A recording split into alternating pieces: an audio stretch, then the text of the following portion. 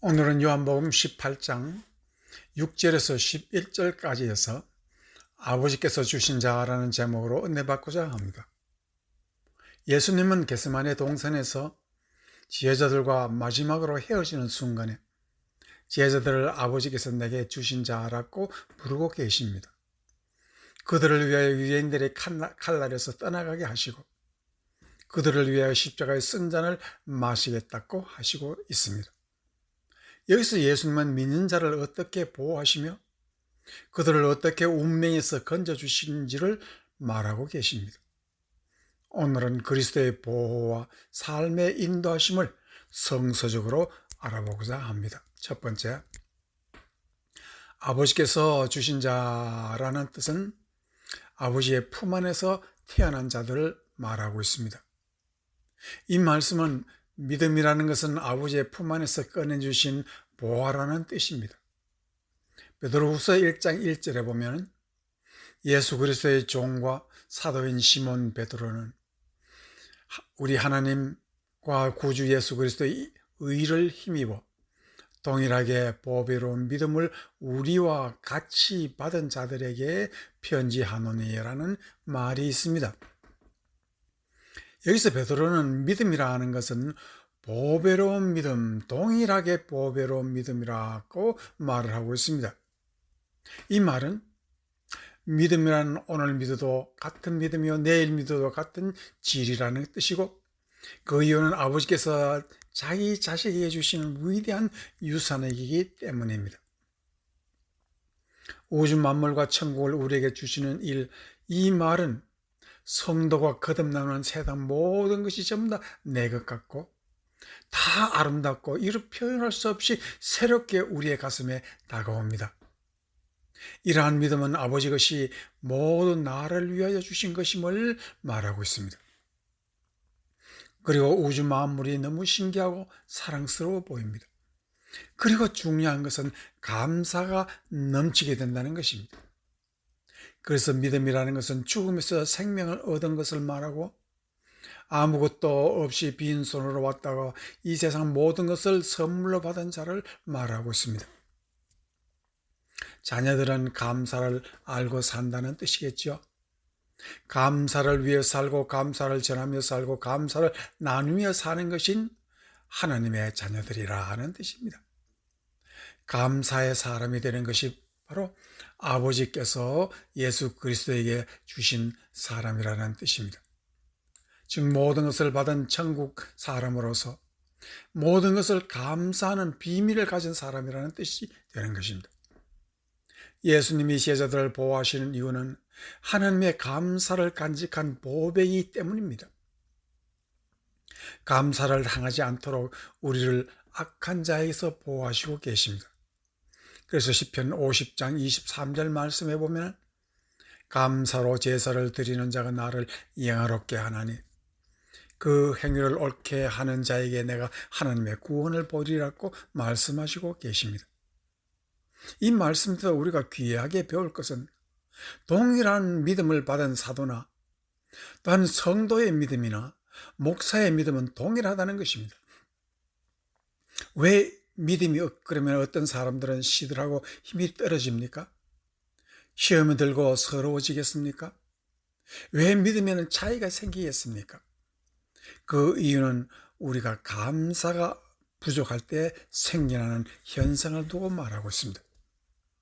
감사는 사용할수록 감사의 빛이 나고 감사가 빛나는 삶이 살아있고 감사를 통해서 기쁨과 행복을 우리가 얻는 것입니다. 감사는 생활의 가장 귀한 도구이며 힘이며 지혜라는 것을 성경은 말하고 있습니다.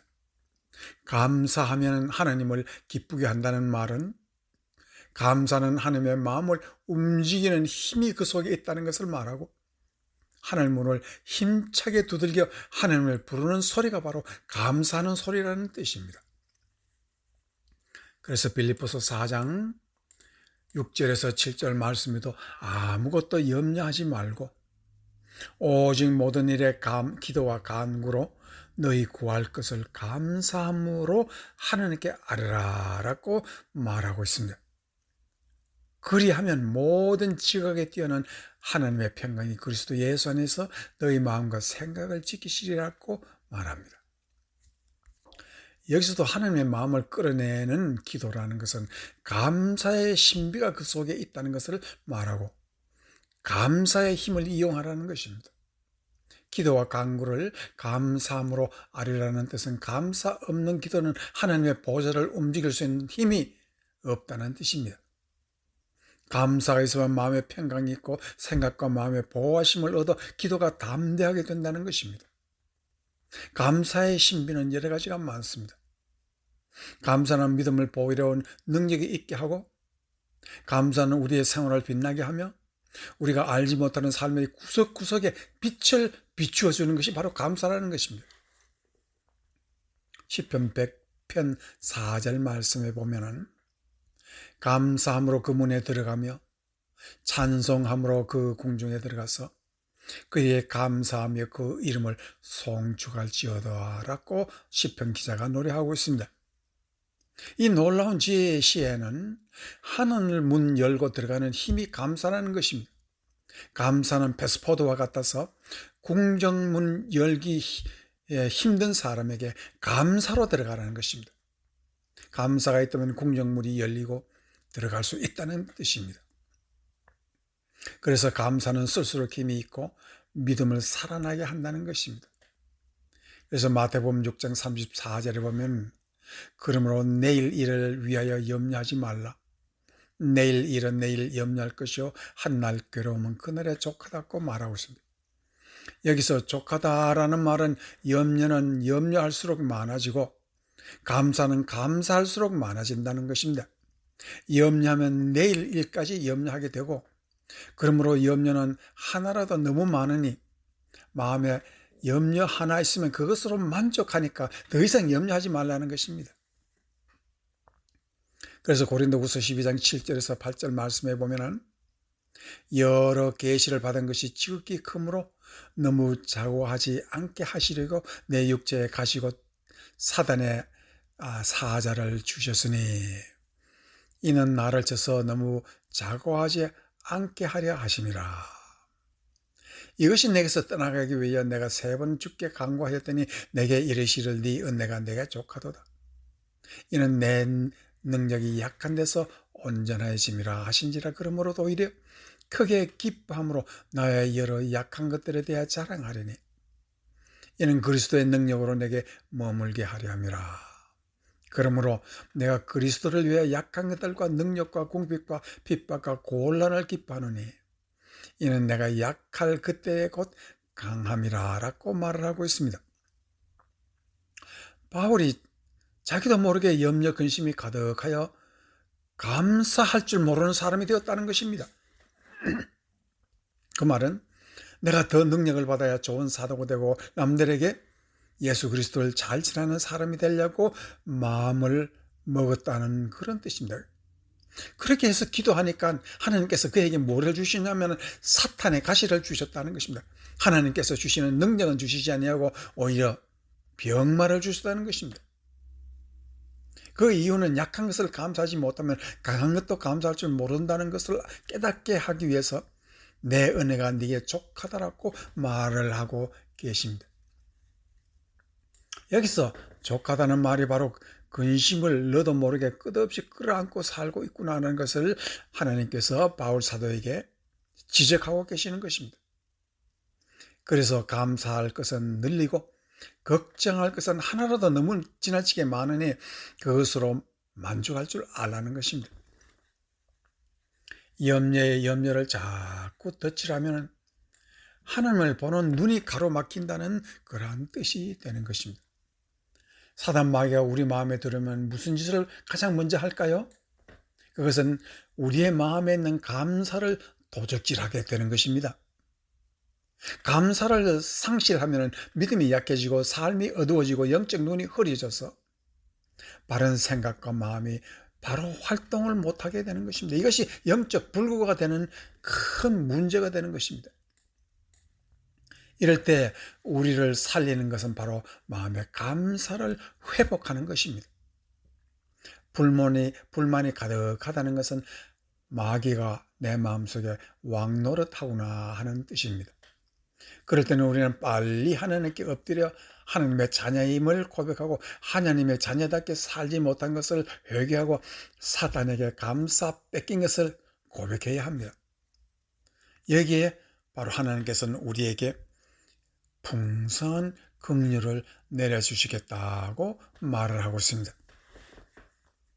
에베소서 2장 3절에서 5절 말씀을 보면은 전에는 우리도 다 그 가운데서 우리의 육체의 욕심을 따라 지내며, 욕심이 있으면 감사가 없어진다는 것이죠. 육체와 마음에 원하는 것을 하여 다른 이들보다 같이 본질상 진노의 자녀이었더니 긍휼에 풍성하신 하나님의 우리를 사랑하신 큰 사랑을 인하여 허물러 죽은 우리를 그리스도와 함께 살리셨다고 말을 하는데, 이 살리시는 것이 바로 무슨 뜻이겠습니까? 감사를 모르면 본질상 진노의 자녀라는 것입니다.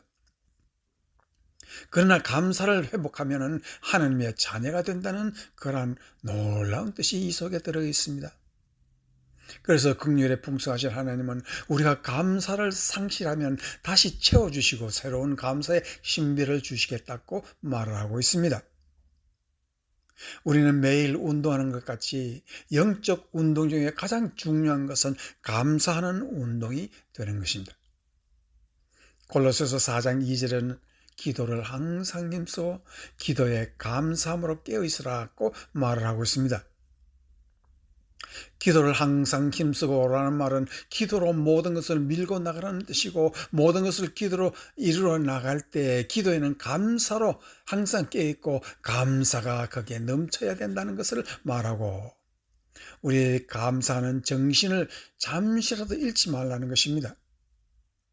잠시도 감사를 놓지 말고 감사를 꼭 잡고 졸지 말라는 것이 그 뜻입니다. 감사를 놓으면 기도가 하나님께 올라가지 않고 잠자는 기도가 된다는 뜻입니다. 우리의 가장 큰 손실이라는 기도와 감사를 놓치는 일이 되는 것입니다. 그래서 이것을 놓치지 말라고 조심하라고 말하고 있습니다. 골로새서 4장 6절에 보면 너희 말을 항상 은혜 가운데서 소금을 고르게 함과 같이 하려 너에게 마땅히 대답할 것을 알리라 라고 말하는 것은 우리의 말과 행동은 소금을 고르게 친 것 같이 감사의 맛을 내라는 것입니다. 사람의 언행에는 감사라는 소금이 없으면 살 맛을 잃어버리게 되는 것입니다.